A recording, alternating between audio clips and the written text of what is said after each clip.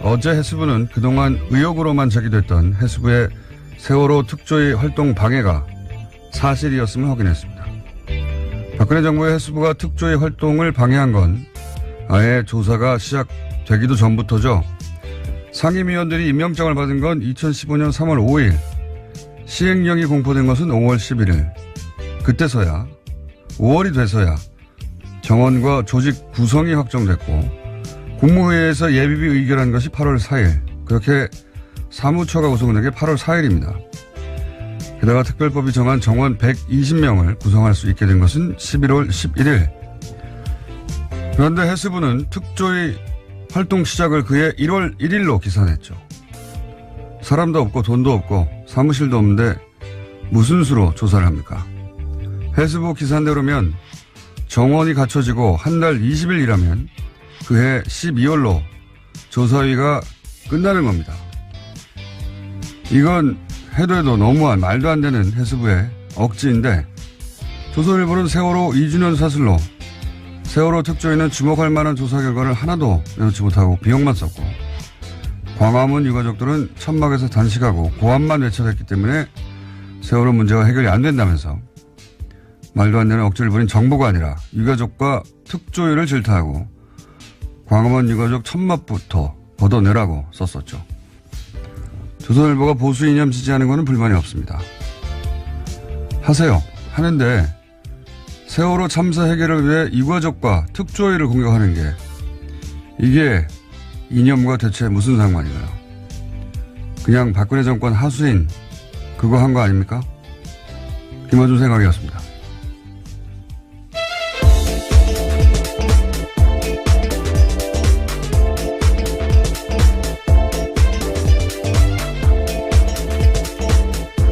시사인의 김은지입니다. 네. 해수부가 방해한 게 이제 사실로 밝혀졌어요. 예. 네, 어제 해수부가 공식적으로 발표를 한 건데요. 감사관실의 자체 조사다라고 합니다. 요사는 저희가 잠시 후에 당시 특조위 관계자 연결해서 자세한 내용 들어볼 텐데 중요한 건 이게 해수부 자체 판단으로 할 수 있는 일이 아니라는 겁니다. 이게. 예, 당시 박근혜 정부 때 말씀하시는 거죠? 그렇죠. 여기 이제 어제 조사 결과로 나온 것도 아예 문건을 만들어서 예. 그렇죠. 대응 문건이 있었습니다. 문건 보면은 여당 추천 위원 전원이 사퇴 또는 뭐 성명 기자회견 이런 내용이 문건으로 있는데 이 문건이 나왔던 당시에는 해수부가 부인했죠. 자기들이 만든 거 아니라고. 근데 해수부가 어떻게 여당 추천 의원 전원 사퇴를 자기들 마음대로 결정합니까? 예. 그리고 이건 장관도 결정한 게 아니라고 봐요. 박근혜 정부 시절에 장관이 무슨 힘이냐요? 예. 박근혜 대통령이 최순실이 써준 거 읽으면 그거 받아쓰기 했어요. 장관들은. 저는 이건 애초부터 청와대 지시고 그 지시에 맞춰서 이런 초안을 만들어서 청와대에 보냈다. 청와대에 보낼 때까지 나왔잖아요. 초안을. 이거는 청와대의 지시 사항이라고 저는 강력히 추정하는 바이고. 네, 지난 여름에 나왔던 캐비닛 문건에도 그러한 내용들이 있는데요. 비서실장 주재의 수석비서관 회의 정리 문건이 있었습니다. 여기 보면 세월호 특조위 무력화시켜라. 라는 지시가 있고요. 또 언론과 협조해서 일탈 행위 등을 부각시켜서 세월호 특조위 자체를 무력화라라는 주문이 있다라고 합니다. 그러니까 청와대 지시했고 청와대가 지시하니까 지금 특별법으로 만든 조사위인데 그냥 일개 부처가 아예 와해시키려고 한 거 아닙니까? 그리고 그 초안을 만들어서 청와대에 보냈고 청와대 지시 없이는 뭐 불가능한 일이었다고 보고 예. 그리고 실제로 그대로 진행이 됐죠. 예. 어떻게 진행되는지는 저희가 잠시 후 인터뷰하겠고 그리고 또 오늘 추가적으로 밝혀진 건 그렇게 방해의 핵심 역할을 했던 사람들이 지금 현재 고위 공무원들이 해외에 나가 있다는 거 아닙니까, 지금? 네, 해외 나가거나 해외 나갈 걸 앞두고 있다라고 오늘 아침 경향신문이 보도했는데요. 세월호 선체 인양 과정의 현장 실무자였다라는 해수부 고위 공무원이 해외 근무를 위해서 면접을 앞두고 있다라고 합니다. 뿐만 아니라 다른 공무원 같은 경우에는 당시 참사 당시에 상황 보고 총괄 책임자였는데 이미 외국에 있다라고 합니다. 그러니까 세월호 2기가 출범하더라도요, 특조위 2기가요, 정작 중요한 조사 대상자들이 다 외국에 있어서 조사가 쉽지 않다라는 겁니다. 외국에 가면 되죠. 특조위가. 네, 국제기구 파견 공무원 같은 경우에 소속된 국제기구가 허가해줘야지만 귀국이 가능하다라고 합니다. 아니, 뭐, 귀국을 시킵니까? 가서 조사하면 되죠. 네. 이렇게 해서 피하면. 글로벌 특조위로 거듭나는. 예. 이 조사를 피하려고 하는 거니까, 명백히. 예. 조사에 차질을 빚는다고 미리 말할 필요 없어요. 예, 심지어 참사 책임자였던 당사자 같은 경우에는요, 감사원 감사에서도 한국 성급에서 돈 받았다는 사실이 드러나서 정직 3개월 중징계 받은 바가 있는데도요, 징계일로부터 1년 6개월이 지났다라는 이유로 해외 파견했다라고 합니다. 이제 다 빼돌리는 거죠. 예. 좀 당연한 이야기인데, 이 특조위가 좀 더 강력해졌으니까 필요하면 뭐 해외 출장을 단체로 가서라도 꼭 조사를 해야 된다고 봅니다. 예. 그냥 이미 사실로 밝혀졌는데 어떻게 그냥 넘어갑니까? 자, 다음 수는요? 네, 김태호 전 청와대 대외전략기획관이 구속을 피했습니다. 김 전 기획관은 이명박 정부의 군 댓글부대 관련 혐의를 받고요. 어제 영장실질심사를 받았습니다. 서울중앙지법 강부영 영장전담판사가 밝힌 바에 따르면요. 객관적 증거 자료가 대체로 수집됐고 주요 혐의 사실에 대한 피의자의 역할 및 관여 정도에 대해서는 다툴 여지가 있다라고 밝혔는데요. 관련된 공범들의 수사 및 재판 진행 상황, 피의자의 주거 및 가족관계 등을 종합하면 구속할 사유와 필요성, 상당성을 인정하기 어렵다라는 겁니다.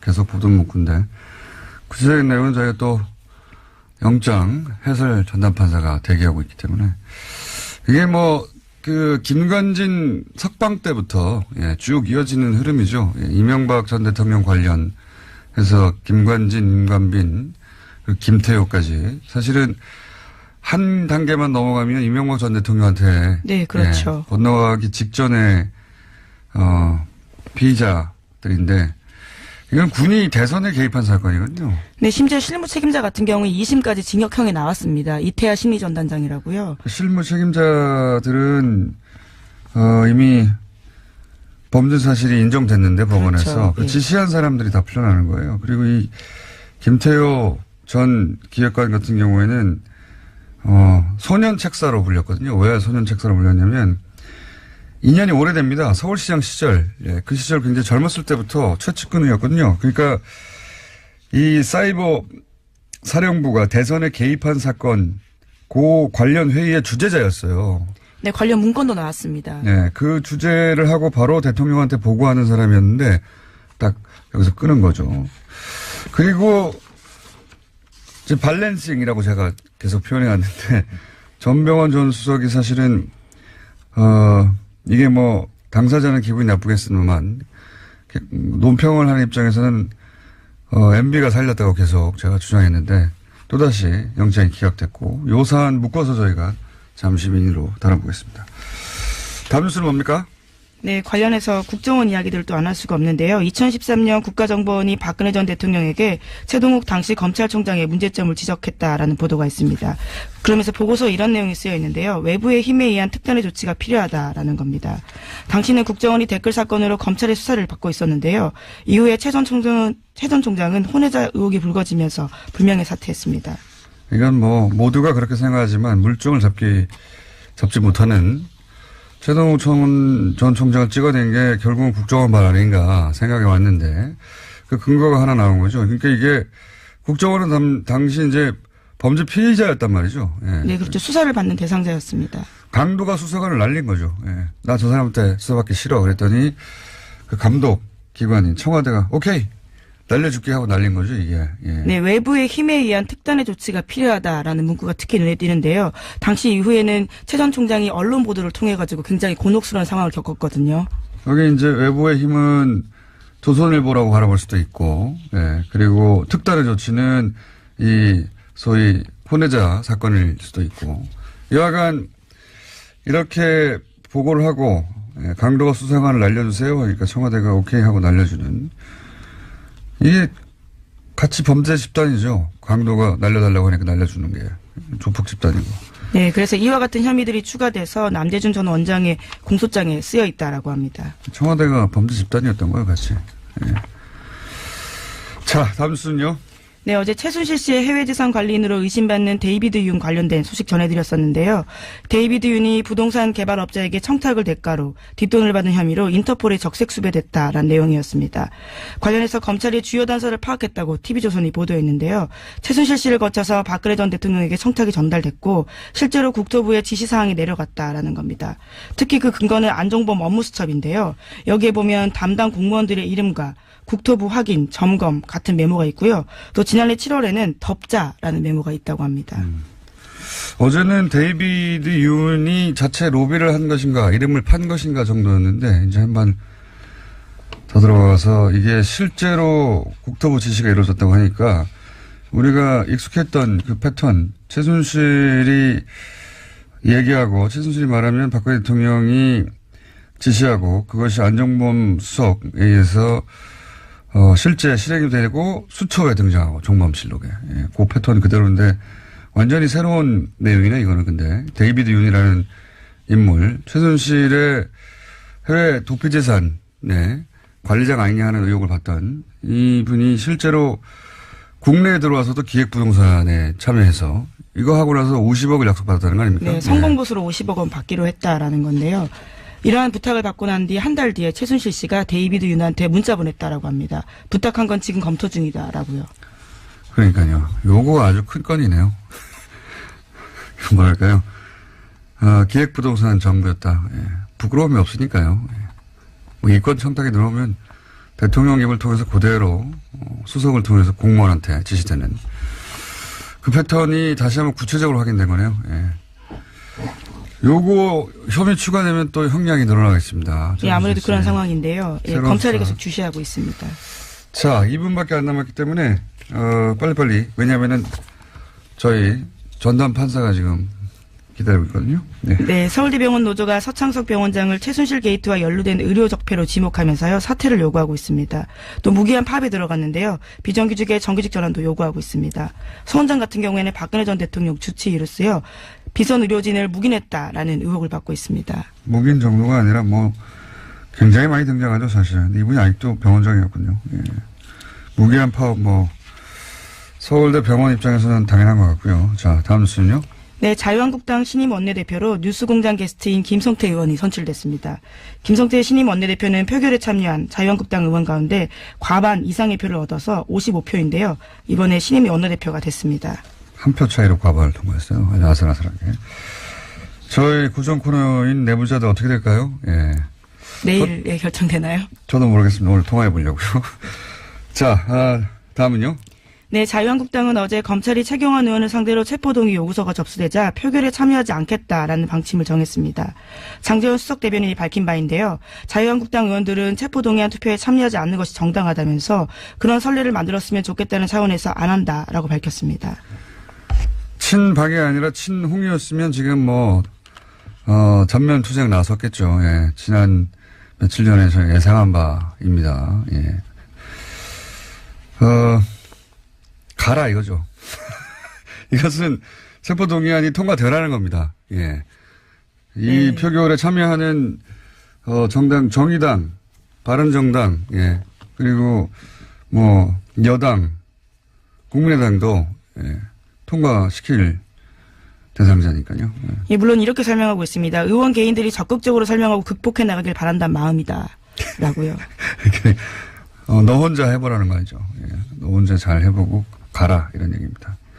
다음 뉴스는요.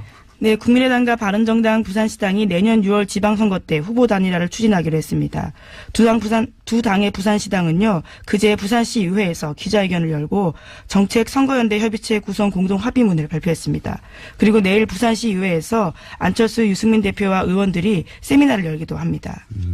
첫 사례네요. 예, 선거연대 한다고 계속 얘기해왔는데, 근데 관련해서 리얼미터가 실시한 부산시장 적합도 여론조사 결과가 재밌습니다. 네. 1, 2, 3위는 이제 친여 성향의, 지금 현재 친여당 성향의 인물들이고, 쭉 보다 보니까 꼴찌에 국민의당 안철수 대표가 있어요.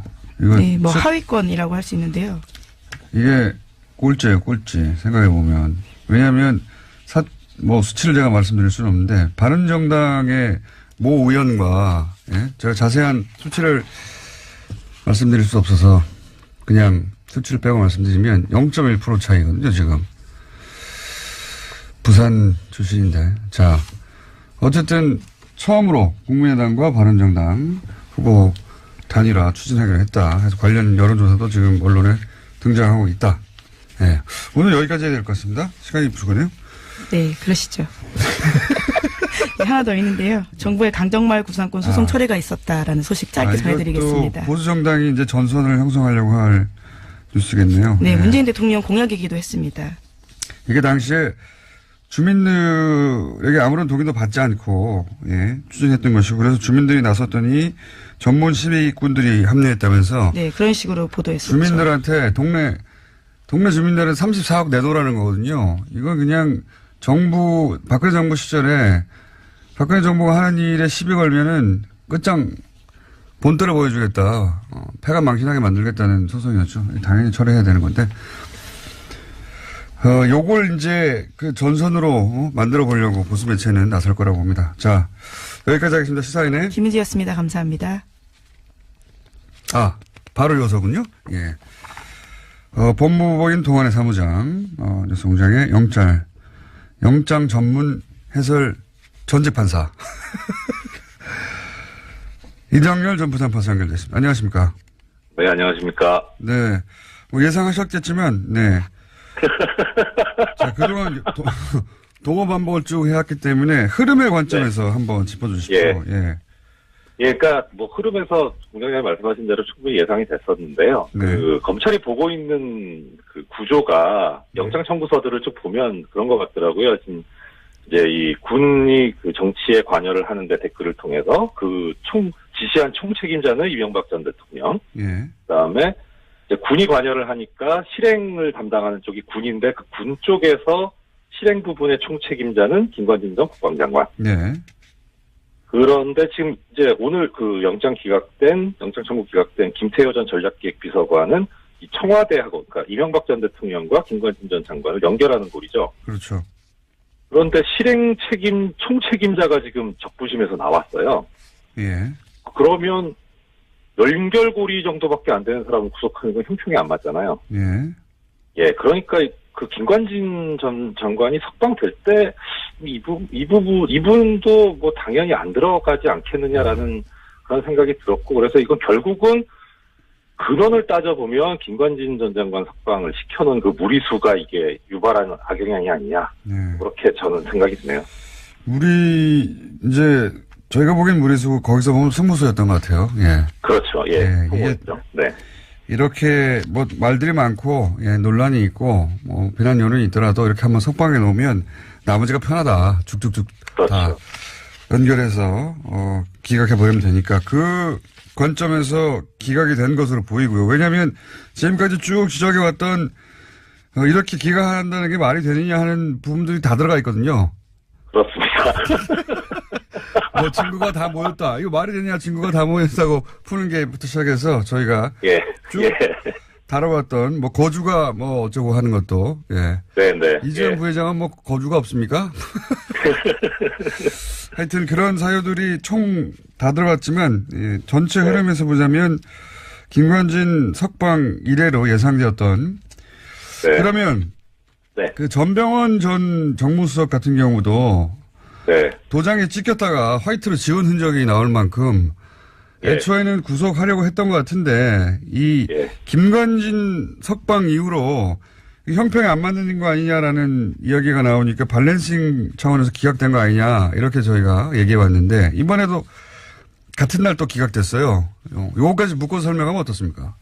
뭐 화이트 부분은 사실 그거는 약간 좀 전 생각이 다른데 저도 영장 할 때 그런 일이 좀 있었거든요. 왕왕 있는 실수예요. 근데 저는 그 차원에서 볼 수도 있는데. 그건 너무 중요한 사람이었고 모두의 관심 대상이었기 때문에. 그분이 누군지 몰라서 실수했다는 건 좀 말이 안 된다고 보는데. 그러니까 사실 이게 우리 일반인들이 보기에는 그런 인사가 인물이고 중요 사건인 건 맞는데 판사 입장에서 보면은 모든 사건이 다 중요하거든요. 그러니까 그거는 뭐 사실 논점이 아니까 거기서 나중에 뭐 기회 있으면 따로 말씀드리고 하고. 그건 뭐 그 판사 당사자밖에 모르겠죠, 진실은. 일단 전병헌 선수 같은 경우에 이분이 구속이 되는 게 맞냐 틀리냐는 저는 잘 모르겠어요. 이거 네. 잘 모르겠는데 그 흐름의 관점에서. 흐름의 영장 관점에서. 기각 사유가 되게 딱 보니까 이게 지금 김관진 전 장관 석방 때문에 문제가 생겼구나 싶은 게 기각 사유를 보면은 아까 공장장님 말씀하신 대로 모든 사유가 총 집대성돼 있습니다. 여기에 보면. 여기도 마찬가지군요. 그러니까 오히려 김태효 전 비서관보다 더 자세해요. 더 자세한데 그러다 보니까 앞뒤가 안 맞는 부분들이 생겨버렸어요. 한두 가지만 짚어주십시오. 무슨 말씀이냐면은 여기 지금 전병헌 전 수석 기각사유에 보면은 가장 중요하게 얘기하고 있는 게 이제 뇌물 부분이 범행이 의심이 되는데 이제 이미 드러난 보좌관 행위에 대한 피의자의 인식 정도나 범행 관여 등 뭐 이렇게 죄책에 대해서 다툴 여지가 있어 보인다. 이게 가장 큰 부분이거든요. 근데 범행이 의심된다 하면은 이게 영장 발부 사유에서 범죄 사실이 그럼 소명이 됐느냐 안 됐느냐 이런 게 가장 큰 부분인데 의심이 되면 이건 소명이 됐다는 얘기거든요. 그 총사소법 조문에도 그렇게 나와 있어요. 증명까지는 필요 없고 그냥 상당한 의심이 들면 된다라는 정도를 요구하고 있거든요. 법에서. 그러니까 이거는 됐다는 거죠, 이 부분은. 근데 뒤에 보면 다툴 여지가 있다 이렇게 돼 있는데 그 다툴 여지가 어느 부분이냐. 이게 뭐 알리바이 같은 그 피의자 쪽에서 증명해야 되는 부분이 아니라 인식 정도 이렇게 나와 있는데 인식 정도 이거는 고의에 관한 문제라 범죄가 성립되냐 안 되냐의 문제거든요. 그러니까 범죄 성립 부분에서 다툴 여지가 있다 이렇게 돼버리는 거하고 앞에 그 뇌물 부분이 뭐 의심이 된다 이건 앞뒤가 안 맞는 얘기인 거예요. 이것도 역시 김관진 석방으로부터 비롯된 그 기준들이 마구 흔들리면서 엉망진창이 돼서. 그래서 그걸 끌어다 쓰려다 보니까 김관진 전 장관 석방 때 보면은 그 사유가 또 그때는 그렇게 돼 있었습니다. 뭐 위법한 지시라든가 이런 그 공모 여부에 대한 관여 정도 어쩌 이런 식으로 돼 있어가지고 그 부분을 옮겨다 쓰다 보니 이게 지금 같이 가려고 하다가 앞뒤가 안 맞게 꼬여버린 그런 게 여실히 드러나 버렸어요. 그렇군요. 자, 저희가 거의 비슷한 얘기를 몇 달째 하고 있습니다. 몇 달째 하고 있는데. 자꾸 나오는 거 안 좋은 거 아닙니까? 저 청취자님도 뵈서 좋긴 한데. 이게 그러니까 이제 그 이전에는 그 우병우 관련해서 기각들이 많았고, 그렇죠? 네. 이번에는 이제 김관진 전 국방장관을 무리하게 석방시키면서 그 꼬여버린 어떤 영장 발부의 기준들 때문에, 영장 발부나 기각 사유를 쓸 때마다 특히 이 관련자들은 이렇게 우리 해설 판사님의 눈에 띄어서 매번 깨지고 있습니다. 김관진 전 장관 그 석방 결정이 지금 상황에서는 거의 바이블이 돼 있는 거 아닌가 싶어요. 알겠습니다. 오늘 여기까지 하겠습니다. 네, 고맙습니다. 네, 지금까지 법무부인 동안의 사무장 이정렬 전 부장판사였습니다. 박근혜 정부 시절 해수부가 세월호 특조위 활동을 방해했다는 의혹 사실로 밝혀졌습니다. 세월호 특조위 박종훈 전 상임위원 전화로 연결해 보겠습니다. 안녕하세요. 예, 안녕하세요. 박종훈 변호사입니다. 네, 변호사님 이제 이게 굉장히 여러 차례 제기했던 의혹들이 이제 사실로 밝혀졌는데요. 네네. 이제 문건 얘기를 좀 해보자면, 그 박근혜, 소위 7시간 조사를 막으려고 당시 문건을 보면 여당 추천 전원 사퇴, 성명 발표, 특조위 비판하는 또는 이런 문건의 내용들이 있습니다. 이게 실제 현장에서, 실행이 됐습니까? 네, 맞습니다. 그러니까 그 문건에 대해서 그 당시에는 해수부가 이제 부인하려고 했지만, 그 문건에 나와 있는 내용대로 실행하려고 했던, 물론 이제 그 당시에 여당 추천 상임위원은 결국 사퇴를 안 했지만, 나머지 사람들은 거기에 나와 있는 대로 다 실행을 했던 거죠. 문건이 문건으로 끝난 게 아니라 이게 이제 청와대에 보고됐다고 하는데 이 문건이. 문건은 그 문건 내용이 문구로만 존재하는 게 아니라 현장에서 다 실행이 됐다는 거죠. 그죠? 직접 겪으셨고. 그렇습니다. 예. 그리고 이제 문건에는 나오지 않지만 실제로 이런 문건 등장 이후에 세월호 7시간을 규명하라는 시도를 하자 당시 이석태 위원장에게 아예 구체적으로 압박이 들어갔다고 여러 차례 보도가 됐는데 어떤 압박이 있었습니까? 그러니까 이제 아마 이 위원장님께 이제 이렇게 됐던 것 같아요. 11월 경에 11월 전원위원회 때 이제 그게 상정될 게 됐는데 그 전부터 네. 그게 신청 사건으로 접수되었다는 거를 알게 된 것 같아요. 네. 누군가가 그걸 알게 됐고 그거를 요건 측에 알렸고 요건 측에서 그때부터 준비를 한 것 같아요. 이거 막아야 된다. 그래서 이제 소위원회에 올라올 때부터 이제 쟁론이 됐는데 이 위원장님께도 이제 직간접적으로 이거는 좀 빼달라 하지 말아달라는 그런 것이 있었던 거로 이제 그렇게 알고 있고요. 어디로부터 그런 압박이 들어왔나요? 사실은 이제 제가 직접 위원장님께 시시콜콜이 다 듣지는 못했어요. 네. 그렇지만 이제 제가 예견을 하기로는 그 당시에 이제 주로 나서가지고 이 일을 수행했던 거가 해수부 쪽이었기 때문에 그쪽에서 연락이 온 거로 그렇게 예상이 됩니다. 그렇다면 그 당시 해수부 장관이나 해수부 고위 공무원들로부터 그런 압박을 받으셨을 것 같은데 혹시 국정원으로부터 직접 전화 받았다 이런 얘기는 못 들어보셨습니까? 그 이야기는 제가 직접 듣지는 못했습니다. 그렇군요. 여간 당시 이제 위원장에게는 전화를 해서 그런 식의 압박이 있었다는 걸로 알고 계시고 그리고 문건에 해수부 문건에 나온 대로 사퇴를 하거나 또는 해수부와 여당 추천 의원 면담 이런 이야기도 있는데 이건 뭡니까? 문구에는 그렇게 나와 있는데. 네, 그러니까 제가 알기로는 여당 추천 의원들과 여권 측의 만남이 따로 있었던 것 같아요. 따로. 아하. 예, 제가 이제 언젠가 같이 이렇게 어디를 갔다 오는데 전화 통화하는 거를 옆에서 듣게 됐는데, 네. 여당 추천 의원들과 요건이라고 할 때는 이제 그 정치권 플러스 이제 공무원들 아니겠습니까? 네네. 따로 이제 대책회의들을 이따금 했던 거로 제가 알고 있고요. 그 가운데서 특히 이 사건은 이제 신청 사건이 접수된 이후에 그것들을 이제 누군가가 요건에 알리게 되고 그러면서 이제 대책회의가 이루어지고 그것이 소위원회에서 그거를 통과시키지 않으려고 하는 쟁론들이 있었던 거로 그렇게. 그러니까 특조위하고는 별도로 여당 추천위원들이 해수부하고 별도 대책회의를 했다는 이야기군요. 말하자면. 그게 충분히 예측 가능한 게 제가 이제 옆에서 전화 통화를 들었을 때도 물론 이제 전화하신 분은 그런 거를 생각을 못했을지 모르지만 이제 제가 조언을 하기로는 따로 이제 여당이 추천했던 의원들끼리 따로 만나가지고 무슨 이야기를 하는 거로 그렇게 들었습니다. 그 7시간 의혹이 이제 진상규명 소위 안건으로 올리자 여당 추천위원들이 실제로 중도 퇴장을 하긴 했죠. 그 당시에는 이제 아마 여당 추천 의원들이 그 내용을 듣고 제목 자체를 보다는 이게 청와대의 대응에 관한 거거든요.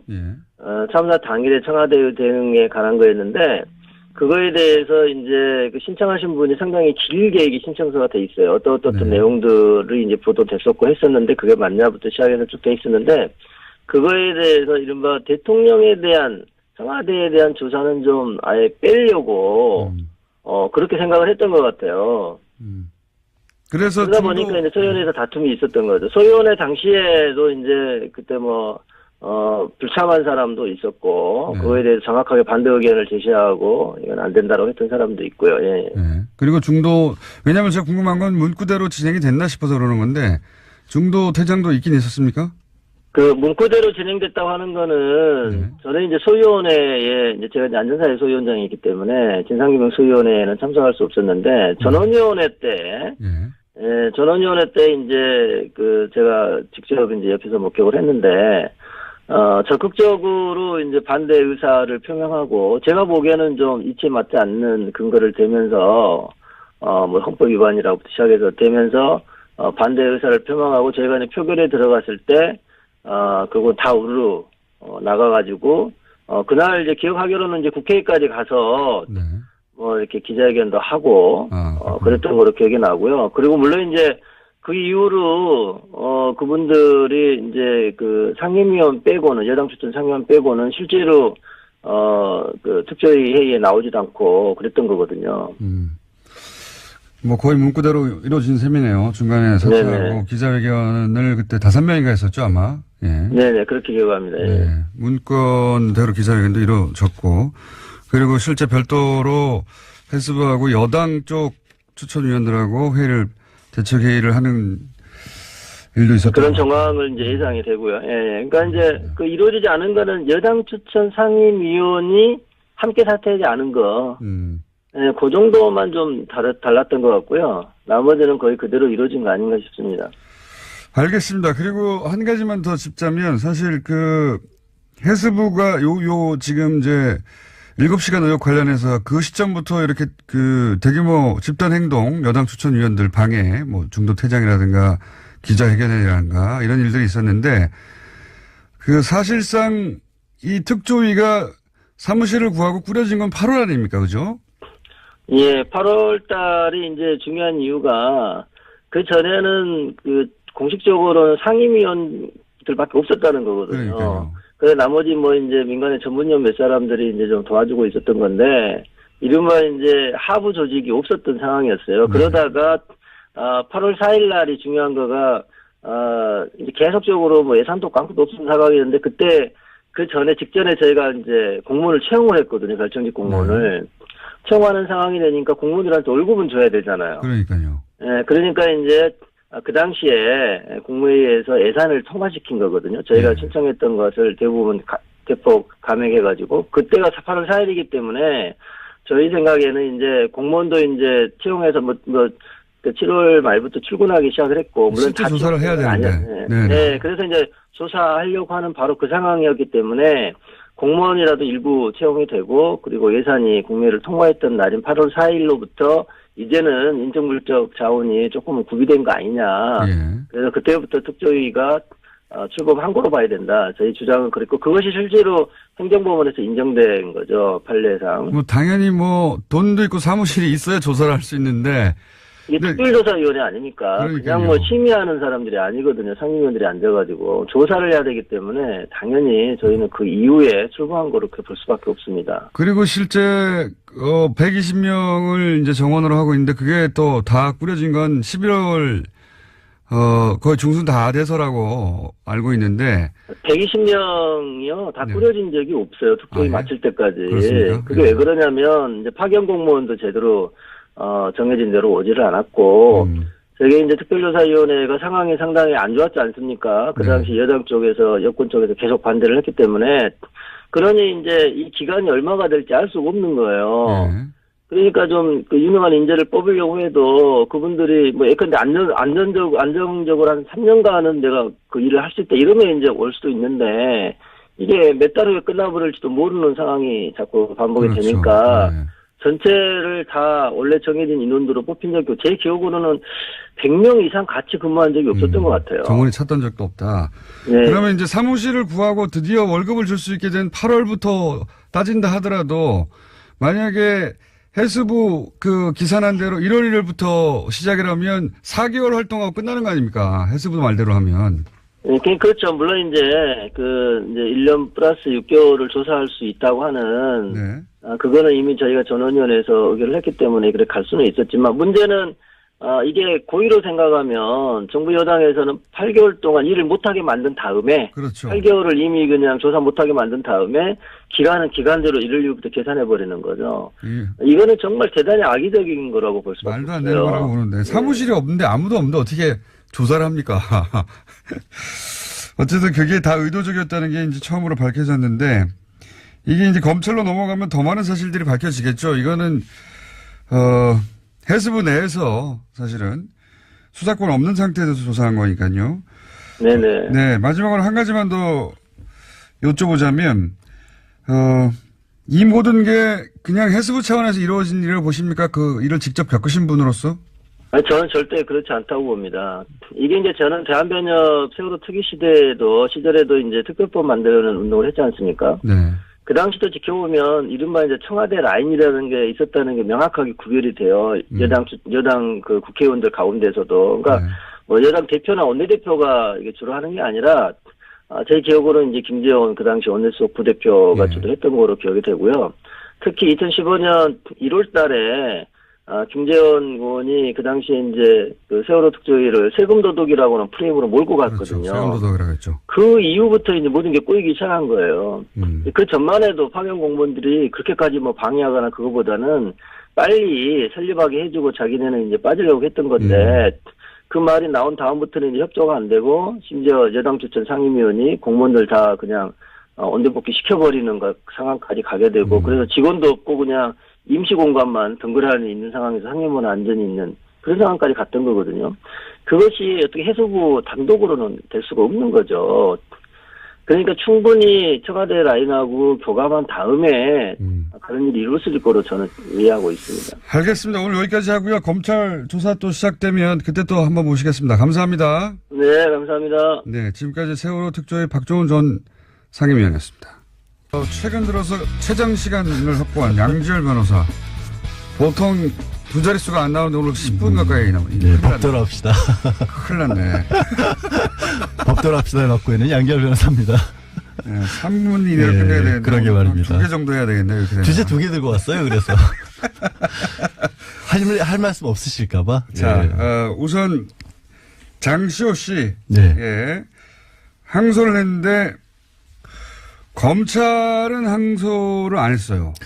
원래 이제 불이익 변경 금지 원칙이라 그래서 불이익 변경 금지 원칙. 예. 1심에서 재판을 2년 6개월을 받았으면 피고인이 항소를 하면은 최소한 항소심에서 아무리 올라가진 않는다. 그러니까 깎아줄 수 있어도 더 늘어나진 않는다는데 그거를 예외로 두는 게 검찰도 같이 항소를 하면 검찰도 항소를 했기 때문에 2년 6개월보다 올라갈 수가 있거든요. 그게 보통 상례예요. 그런데 이번에 검찰이 안 해버렸죠. 이게 무슨 말인지 잘 모르실 것 같은데 원래 이제 약식 명령 같은 거 있잖아요. 좀 가벼운 거. 그렇죠. 예. 벌금으로 그냥 끝낼 수 있는. 예. 근데 거기 보면은 뭐 정식 재판 청구할 수 있다 항상 나오거든요.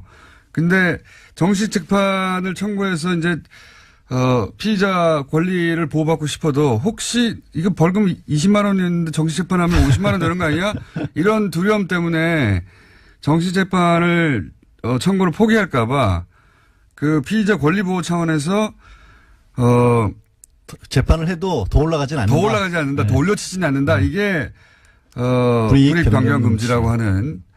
그래서 저는 이제 약식명도 받아보셨나 봐요. 저희 준 법조인 생활을 한 10년 가까이 하다 보니까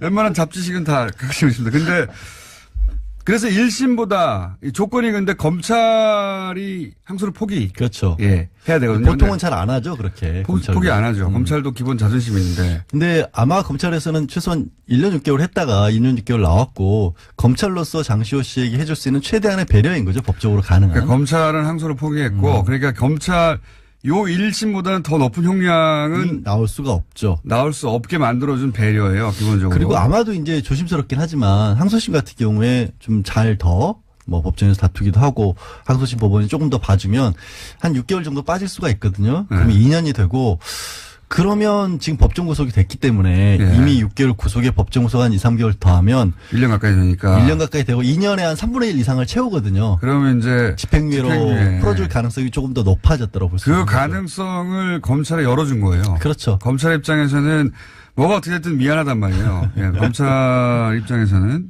그러니까 법원에 대해서도 좀 얘기를 한 거죠. 우리도 이렇게까지 하는데 좀 봐주십시오라는 얘기를 조심스럽게 했다라고 봐요. 검찰이 이런 사건에 항소를 포기하는 건 굉장히 이례적인데. 그렇죠. 뜻을 표현한 겁니다. 이거 너무한 거 아니에요? 그래서인지 장시호 씨도 처음 하는 얘기도 법정에서 또 했어요. 맞습니다. 깜짝 놀랐어요. 최순실이 지난해 10월에 독일에 간 이후에도 영재센터에 돈을 받아내려고 했었다. 세 번째 돈도 달라고. 이미 얘기가 다 돼 있었다. 근데 최순실 관련해서는 그렇게 새로운 사실을 내놓는 EBS라든가. EBS 사장 인선도 있었다. 네. EBS 이제 돈도 없는 것인데 거기서 후원을 뭐 이틀 만에 따냈다든가 이런 거 말도 안 되죠. 국가 지원이 들어가는데 왜 돈이 없어요? 아니 제 말은 이런 후원을 EBS가 단독으로 한다든가 그런 사례를 찾아보시면 거의 없어요. 보통 1년 전에 결정이 되죠. 예산 결정은. 그러니까요. 그 전해 공조직은 전에 예산이 확정되고 나면 빼도 박도 못하는 경우가 많은데 EBS가 이렇게 단독으로 결정한다는 게 후원을. 어린이 돕기 위해서 했답니다. 이틀 만에. 해보세요 한번. 급한 일이잖아요. 2년 전에 해도 안 돼요. 이틀 전에 했는데 바로 됐다는 거 아닙니까? 당일날인가 이틀 전인가? 이틀 전에. 근데 이제 그런 의혹은 있었는데 이제 구체적으로 증언을 했습니다. 네. 근데 삼성 관련해서 삼성에 불리한 증언은 사실 번복도 했어요. 예상치 못하게. 그거를 이거를 완전히 번복됐다고 해야 될지 약해졌어요. 좀 약해지긴 했어요. 그 이유는 저도 좀 약간 의심이 저는 정유라 씨 강도 사건이 심리적 영향을 미쳤다고 봅니다. 원래 이제 정유라 씨 강도 사건 때문에 혹은 자신의 재판이 끝난 다음에 미뤄서 이제 증인 출석을 한 번 더 미뤘다가 나온 거 아니에요? 네. 뭐 그런 무섭죠? 어떤 영향도 있었을 수도 있겠죠. 같은 사건이 연루됐는데 집에 들어와가지고 칼로 찔렀어요. 그것이 누군가 사주했든 아니든 간에 무섭죠. 근데 이제 법정 구속돼 있으니까 좀 덜 무섭지 않았을까요? 근데 아니, 왜 줄였는지는 모르겠는데 또 더 신기한 거는 사실 내용이 크게 바뀌진 않았어요. 약간 발을 뺐고 자세한 내막은 잘 모르겠다는 정도였는데 상당히 많은 언론에서 그거를 주로 이제 큰 타이틀로 뽑더라고요. 삼성에 대해서는 말을 번복했다. 모른다. 모호해 증언 사실입니다. 근데 장시호 씨의 증언 내용보다는 언론이 그걸 더 크게 다루는 것 같아서 그게 조금 저는 이상하긴 뭐 그렇게 하거든요. 보여지도록 원할 수도 있어요. 뭐 삼성이 좋잖아요, 그러면. 아, 그런가요? 예. 자, 제가 한 얘기는 아닙니다. 장시호 씨 같은 경우에 항소를 포기했다는 게 특이한 포인트이기 때문에 한번 짚어봤고요. 네. 검찰이 포기했다는 거. 근데 그게 이제 그 효과는 이렇게 되면 집행유예로 나올 가능성이 보장되는 건 아니면 높아진다. 조금 더 높아졌고 새로운 증언도 했으니까. 검찰이 미안했다. 예. 예. 그리고 법원에 항의하는 것과 마찬가지다. 그런 의미도 좀 있고요.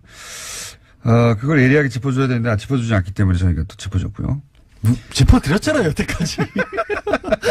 전 뭐한 겁니까, 여태까지. 그러면. 비트코인 하나 하기로 내가 시간 3분밖에 안 남았네. 벌써 3분이면 우리 충분하잖아요, 원래. 네. 그렇죠. 두 개 더 할 수 있어요. 비트코인이 법적인 관점에서. 법적인 관점에서 이게 문제가 비트코인이라고 하는 게 원래 이제 실물의 화폐를 대체하는 거니까 사실은 화폐나 금이 아닌 거잖아요. 그러니까 정보만 가지고 사람들이 경제 활동을 할 수 있게끔 도와주는 대체제인데 그러다 보니까 이상하게 우리나라에서 너무 많이 몰린 거예요. 이게 전 세계에서 비트코인 거의 20% 가까이 된다고 하는데 그러니까 GDP는 1.9%거든요. 그러니까 GDP 대비 혹은 뭐 경제 수준 대비 전 세계에서 가장 1위예요, 1위. 예. 가장 그 거래량이 많고 그만큼 투기가 됐다는 얘기죠. 그래서 뭐 그라운드 제로보다 정말 만약에 핵폭발이 일어난다면 한국에서 일어날 수밖에 없다라는 분석까지 나오고 있는 상황인데 관련해서. 문제는 정부가 지금 그래서 규제를 강력하게 하겠다는 거니까. 금융위원회에서 했었어요. 예. 이걸. 그래서 금융위에서 한다는 얘기는 뭐냐면 어쨌든 새로운 금융상품 내지는 경제와 관련된 활동을 핀테크라고 하죠. 봐서 핀테크. 이거를 지원하는 거. 그런 용어나 답을 안 하는 거니까 핀테크. 파이낸스와 테크놀로지, 금융과 기술이 합쳐진 거죠. 새로운 거. 저기 IT는 제가 일을 했었던 사람입니다. 휴대폰 결제 뭐. 테헤란로에서 제가 벤처 창업하려고 했던 사람이에요. 핀테크 못했잖아요. 핀테크. 그러니까 금융의 관점에서 접근을 하다가 이게 투기가 너무 많이 일어나고 실제로 1,000억 원대 이미 다단계 사기까지도 적발이 됐거든요.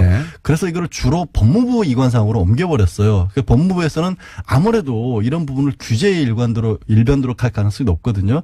그래서 이거를 걱정하는 분들이 많은 게 사실은 저도 얘기를 하고 뭐 비트코인이 뭔지 대략적으로는 알지만 그런 세대가 아니잖아요.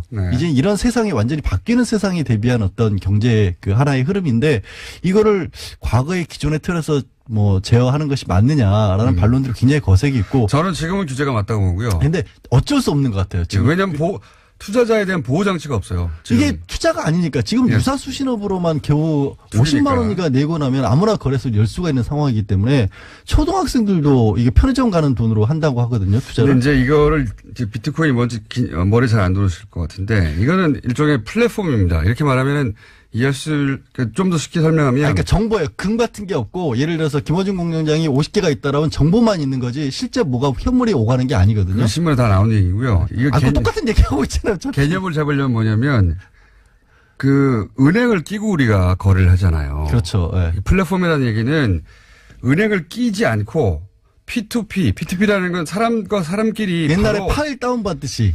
요거 생각하시면 우버 있잖아요. 우버는 조금 더 익숙하니까. 우버가 택시 회사가 없는데 가운데 플랫폼이 하나 껴가지고 중개만 해주는 그렇죠. 거죠. 차가 남는 사람과 차를 필요한 사람 연결해 주는 거거든요. 그러니까 해외 어느 곳에 송금을 하더라도 수신료 같은 게 전혀 필요 없다라는 게 기본적인 접근 방법이 왜 어차피 정보만 왔다 갔다 하면 되니까. 그러니까 이런 게 나타났어요. 미국의 랜딩 클럽 같은 사례는 뭐냐면 돈이 필요한 사람이 있고 돈을 빌리라는 사람이 있습니다. 근데 이걸 중개만 해주는 거예요. 플랫폼, 은행이 아니라 플랫폼이에요, 이게 하나의. 그렇죠. 이걸 자세히 설명하려면 지금부터 한 30분 정도가 있어도 부족.